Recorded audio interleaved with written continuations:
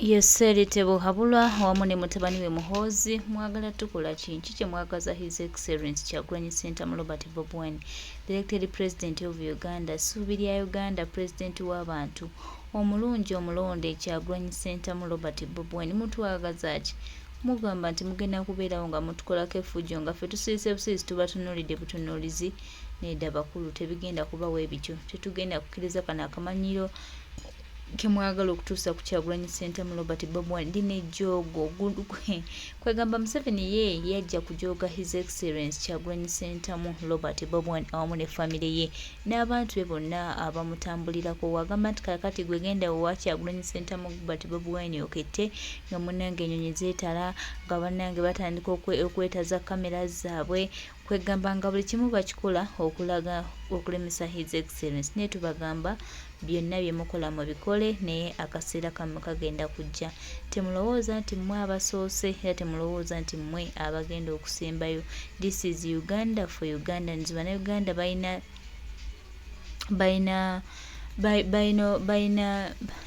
balina eddembe lyabwe okukola bye balina okukola ate nga tubasuubiza tujja bikola oba mwagala oba temwagala. Ne munagezaako okulemesa ne munagezaako okusaanyawo ne munagezaako okuzibiikiriza abantu temugenda kugyawo omukwano omungi bannayuganda gwe balina eri ensi yaabwe. Era tubategeeza nti byonna mubikole naye nga mukimanya muli ku ssaawa yammwe esembayo muve mu ggwanga lyaffe. Tewali agenda kukkiriza kamanyiro joogo lino lye mututeekako obusirusiru kwegamba buli kimu kye mwagala okukola ku Uganda yattu tewali agenda bikkiriza. Era tubasuubiza nti bannayuganda bagumu nnyo ate era bajja kununula ensi yaabwe oba mu mbeera ki oba mu mbeera etya one time tujja kununula eggwanga lyaffe era tubasuubiza nti bino Museveni byagala okukola mu maka ga His Excellency Kyagulanyi Ssentamu Robert Bobi byonna bijja kufuuka lufumo. Temulaba nti yeefuula ategeera, temulaba nti yeefuula nti wakabi, temulaba nti yeefuula nti yeseggwano, temulaba nti yeefuula nti yekamala byonna bijja kufuuka lufumo. So ffe baganda baffe twekwate bulungi tumanyi kye twagala tusigale nga tulwana. Museveni akajanja n'akamanyiro byagala otukolako ajja kuloza ku bulumi nga bannayuganda beekyaye. One time tebigenda kukoma wano. Museveni taddawo n'alowooza nti abo nabamala neyeesuba batta neyeesumaalika nti bannayuganda nabamala kyafuuka kyakuzanyirako kyange. Nedda ssebo, bannayuganda tubamalangako, bannayuganda tebagenda kukkiriza kubazanyirako ebbanga lyonna. Bajja kuyimusa amaloboozi gaabwe era tukutegeeza bajja kwerwanako.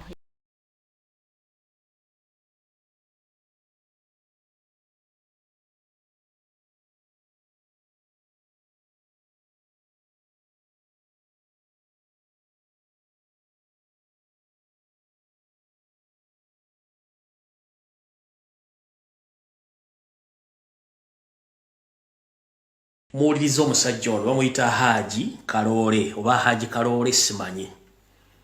Omukulu ono omanyi omuntu bw'ayogera ekigambo ng'akyogedde ku kamera. Mwegende njagala kunoonya omusajja ono akola luddawa akola mulimu ki tabanga y'omu ku basajja abeera mu safe house nga batulugunya abantu. Woovera n'ogamba nti tetusobola kukkiriza kintu kino kukita. Lwakiri Kyagulanyi tumutta. Then gwe nojja n'ongamba mufu bagenda ku social media tuli ba terrorist oba tuli batemu kitegeeza mwe batemu. Statement eno yafulumye njagala zino ku video zetugenda okupayiringa okuziteeka mu ICC. Abantu bano nga boogera ebintu bino. Omanyi bagamba nti ekiswaza omugagga kwe kutana k'entula bakwe kusesema entula nga badde ewana nti alya nnyama. Omukulu ono yagenze n'agamba nti okuta ekintu kino lwakiri Kyagulanyi tumugjawo. That what ekyo tuyita reported speech oba premeditated speech omuntu ekintu kyakola naye nga kigenda kubeerawo nga kiri mu pipeline. Mwenna mwakawulidde njala kabaddiramu then tuke tugende mu maaso. Kyagulanyi family tegera kuddayo kubonaabona. Ekyo kituufu sikanya. Obukulembeze buyinza obutasoboka. Okay. Yes, buyinza okugamba. At least omukisa gw'ensi byefuna okufuna. Ne bannaye mulina ebintu bye muyinza okuzanya n'okuzanya. Kiki ekimubeeza abo tuba tuwakati otutwalako oti ekyo kubanga Kyagulanyi otujjako ekintu mu ngalo tuba tugenze. Buba bunafu obweyolekera afazali avaawo. kiba kizibu wabula ng'ensi yo Mungu yamuwadde green light ensi agenda gitambulanga bw'ayagala abaana bajja kusomera gye beetaaga naye ayisobola okusiimu muto future yinza okubeera ki NGO kati Kyagulanyi bwe byabiganya bayinza n'omuwa omulimu mu bitongole by'ensi yonna ayinza okugera okuvubaira omulwanizi w'eddembe mu UN takyalina buzibu wabula ne bino akyali okumeti ng'omuntu bwaga nti ensi njeetaaga ate omutima gukyamukakasa ntisobola okufuga oggwanga lino abamwinamu essuubi n'abamuyita pulezidenti obabikidde siba kyamu okubabikira nze mmanyi nkugambye omuntu yanoonya obukulembeze nga wa myaka 7 muleke kudda wano kuzannya kuleeta katemba ndi yajja kukkiriza omuntu atule ku ntebe wali omukulu oyo munoonya mumugambe munoonya njala kumanya asibuka ludda mu Uganda tunoonya abantu abawamba abantu ne batta abantu ekigambo statement gyafulumizza ono bane bandi banga bagaya mwabeera mu safe house nga batulugunya abantu mulize bulungi bwe yayogedde Kyagulanyi family tegera kudda kubonaabona ekyo kituufu nzikanya obukulembeze buyinza obutasoboka yes buyinza okugamba at least omukisa gw'ensi yafuna ogw'okufuna ne bannaye mulina ebintu bemuyinza okuzanya n'okuzanya kiki ekimubeeza abo tuba tuwakati otutwalako oti ekyo kubanga Kyagulanyi tujjako ekintu mu ngalo tuba tugenze buba bunafu obweyolekera afazali avaawo kiba kizibu afazali akola ki afazali avaawo oyo omuyita ba Haji Kaloole oyo bwatu bwe yayogedde wiiki eno yennyini twagenzeko mu mambuka ga Uganda ndowooza twagenzeko mu mambuka ga Uganda tetungeragera mu mambuka ga Uganda kansooke mala okuyisa obubaka buno nabagambye abantu mwenna abali mu kulaba enkuba eno etonnya n'enkuba si ya bulijjo nakibagambye si ya bulijjo najje babigane bagamba ebikolobero ebyakolebwa mu kitundu eky'Ennamboole omuli okusaanyawo embuga n'ebintu ebirala akabenje ako akagudde awo tekabadde ka bulijjo n'ebirala bikyajja bingi nnyo bye mugenda okulya mu bitundu ebire bya Uganda naddala mu Buganda wano mugenda bbulwa naddala mu Buganda wano yennyini gwe batwalaganya akimanyi nti essaawa ye eweddeyo tobola baayagala bamusabire buli kaseera akabenje akagudde namboleke mwalabye si ka bulijjo ako balipootinza abantu 12 n'abantu bali 20 abaafudde almost mu kabenje ako naye kyonna kye kiri mugenda kutandika okulaba ebintu bitali bya bulijjo ng'ensi bwegenda okukyuka naye mujja kitegeera nti eyatinkula empewo za Buganda nazo tezitudde eyatinkula empewo za Buganda ku nsozi gye zaali mibira gye zaali embuga ze mwokyezza ne muteeka buli majini aga buli kika mujja kitegeera mwegendereze nnyo ku nkuba eno etonnya ne bimugenda okulamuza okulaba ku bintu mutalabangako ekyo kyo njegadde kibagamba kano akabenje mwakalabye saagala kaddamu nnyo saagala nnyo kaddamu kuba mwakalabye naye katuddeyo mu mambuka then tulyoke tukomewo mu mambuka njagala muwulize omuvuunuzi eyabadde avvuunula akatambi mu lukuŋŋaano lwabaddeyo ng'era kitegeezebwa siteeti yabadde egobayo abantu muwulize bavuunula mu lulimi lwawo ne bavuunula mu Luzungu ne bavuunula mu Luganda ne mugenda kuwulira ebigambo bino then tusooke tusimbule vidiyo etandike bulu network bajja gikwatamu tebagenda girekanga bweri muwulira bulungi nnyo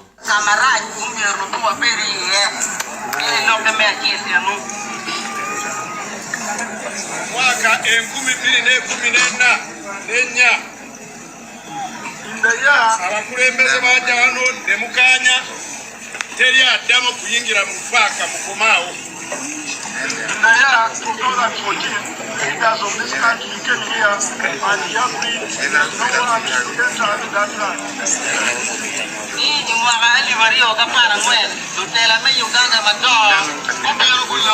One minute.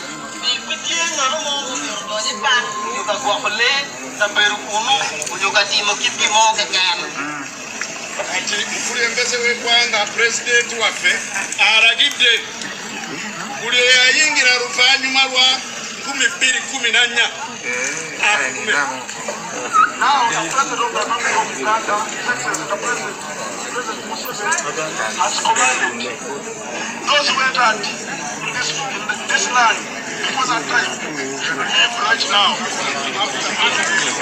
Those who enter after 2014 should live right now.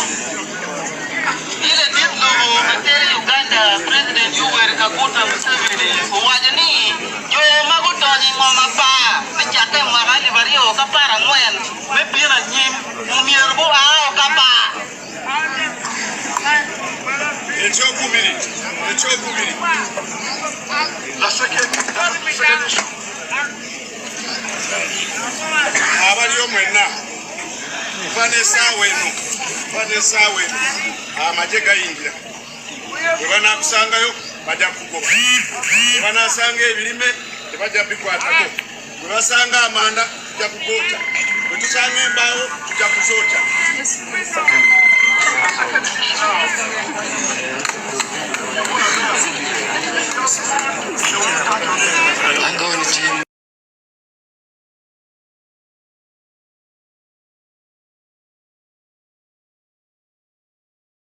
Wicheno yenyini mwegende esimanyi.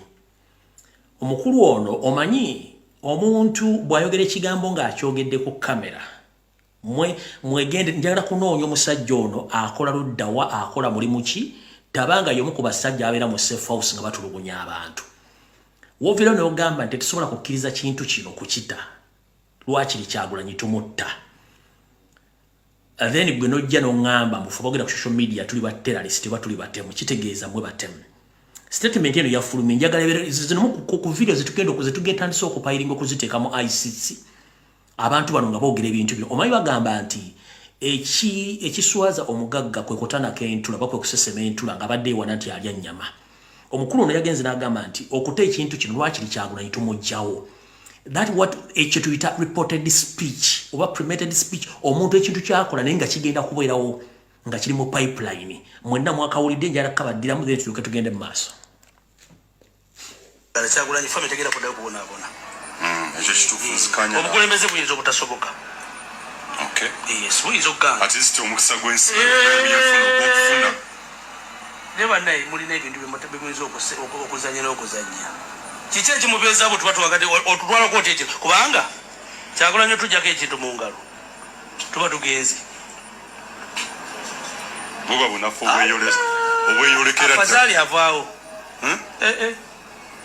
Kiba kizibu wabula ng'ensi yo Mungu yamuwadde green light ensi agenda gitambulanga bw'ayagala abaana bajja kusomera gye beetaaga naye ayisobola okuba mu kitundu omuto future eyinza okubeera ki NGO kati Kyagulanyi bwe byabiganya bayinza n'omuwa omulimu mu bitongole by'ensi yonna ayinza okugenda okufubaira omulwanizi w'eddembe mu UN takyalina buzibu wabula ne bino akyali okumeti ng'omuntu bwaga nti ensi njeetaaga ate omutima gukyamukakaza nti sobola okufuga oggwanga lino. Abamuyinamu essuubi n'abamuyita pulezidenti obabikidde. Siba kyamu okubabikira nze mmanyi nkugambye omuntu yanoonya obukulembeze nga wa myaka 7 muleke kudda wano kuzannya kuleeta katemba ndi muyajja kukkiriza omuntu atule ku ntebe wali.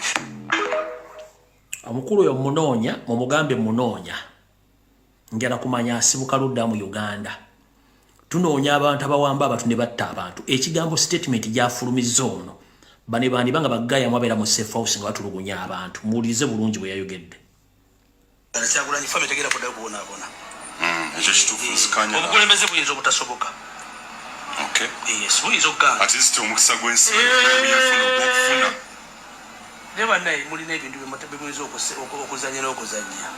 Kiki ekimubeeza abo tuba tuwakati otutwalako oti ekyo kubanga Kyagulanyi tujjako ekintu mu ngalo tuba tugenze. Buba bunafu obweyolekera dda. Afazali avaawo. Kiba kizibu. Afazali akola ki? Afazali avaawo. Oyo omuyita ba Haji Kaloole oyo bwatu bwe yayogedde. Wiiki eno yennyini twagenzeko mu mambuka ga Uganda. Ndowooza twagenzeko mu mambuka ga Uganda. Tutungeragera mu mambuka ga Uganda kansooke mala okuyisa obubaka buno. Nabagambye abantu mwenna abali mu kulaba enkuba eno etonnya n'enkuba si ya bulijjo nakibagambye. Si ya bulijjo. Najje balugane bagamba ebikolobero ebyakolebwa mu kitundu eky'Ennamboole omuli okusaanyawo embuga n'ebintu ebirala. Akabenje ako akagudde awo tekabadde ka bulijjo n'ebirala bikyajja bingi nnyo bye mugenda okulya mu bitundu ebire bya Uganda naddala mu Buganda wano mugenda bbulwa naddala mu Buganda wano. Yennyini gwe batwalaganya akimanyi nti essaawa ye eweddeyo tobula baayagala bamusabire buli kaseera. Akabenje akagudde namboleke mwalabi si ka bulijjo ako. Balipotinza abantu 12 n'abantu bali 20 abafudde almost mu kabenje ako. Naye kyonna kye kiri mugenda kutandika okulaba ebintu bitali bya bulijjo ng'ensi bw'egenda okukyuka naye mujja kitegeera nti eyatinkula empewo za Buganda nazo tezitudde. Eyatinkula empewo za Buganda ku nsozi gye zaali, mibira gye zaali, embuga ze mwokyezza ne muteeka buli majini aga buli kika mujja kitegeera. Mwegendereze nnyo ku nkuba eno etonnya ne mugenda okulamuza okulaba ku bintu mutalabangako. Ekyo kyo njegadde kibagamba. Kano akabenje mwakalabye saagala kaddamu nnyo. Saagala nnyo kaddamu kuba mwakalabye. Naye katuddeyo mambuka then tulyoke tukomewo. Mu mambuka njagala muwulize omuvuunuzi eyabadde avvuunula akatambi mu lukuŋŋaano lwabaddeyo ng'era kitegeezebwa state yabadde egoba y'abantu. Muwulize bavvuunula mu lulimi lwawo ne bavvuunula mu Luzungu ne bavvuunula mu Luganda. Ne mugenda kuwulira ebigambo bino then tusooke tusimbule vidiyo etandike bulungi. Netiwaaka bajja gikwatamu tebagenda girekanga bweri. Muwulira bulungi nnyo.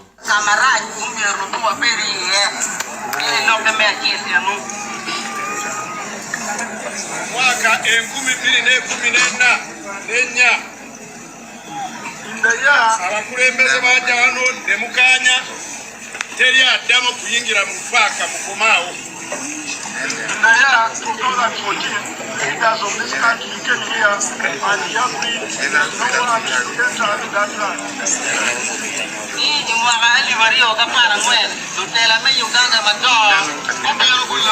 One minute.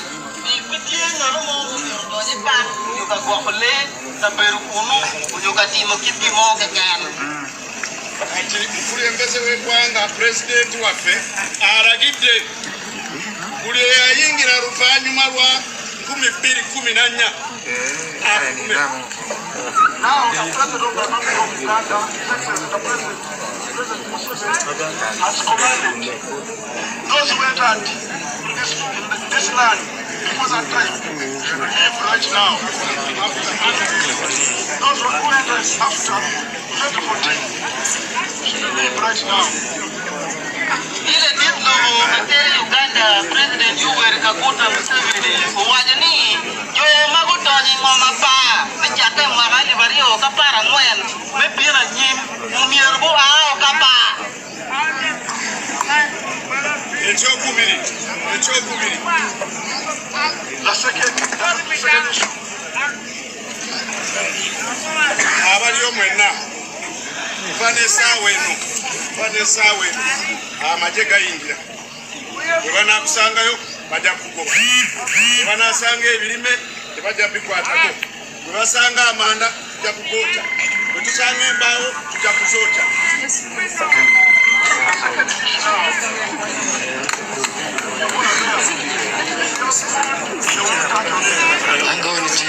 Muwuliriza omusajja ono bamuyita oyo nno ye musajja omutimu yeeyamye okugyawo Kyagulanyi Ssentamu Robert Bobi Wine olw'okuba nti bo balina ebya bibabala bw'era His Excellency tajja basuuza ntebe yaabwe.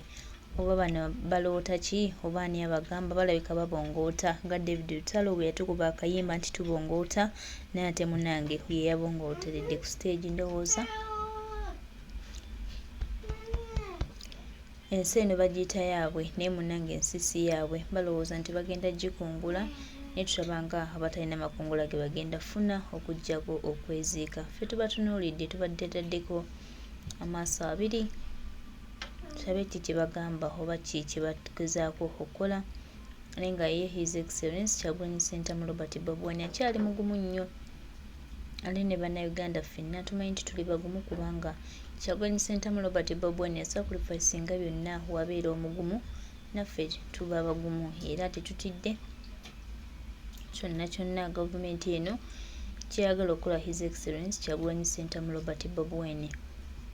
Tubataddeko amaaso ekikulu ebintu bino babitadde ku likodi babyogerera mu kamera.